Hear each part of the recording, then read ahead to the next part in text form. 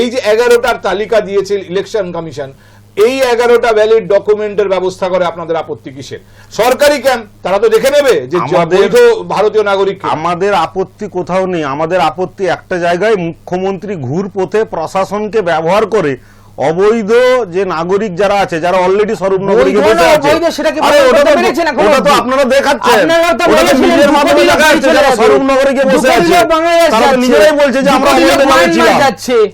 আজকে কত কোটি যাবে সেটা সেই টার্গেটে 11 তারিখের পরে বোঝা যাবে, 11 তারিখের ড্রাফট রোল বেরোনোর পরে তখন বোঝা যাবে কত কোটি যাবে। সেটা আমাদের বিষয় না, সেটা নির্বাচন কমিশনের বিষয়। অভিযোগটা আপনারা তুলেছিলেন, আজকে পার্থদা এই যে মুখ্যমন্ত্রীর আগ বাড়িয়ে আশ্বস্ত করা, এটা মুখ্যমন্ত্রীর কাজ কি হবে? আশ্বস্ত করাই।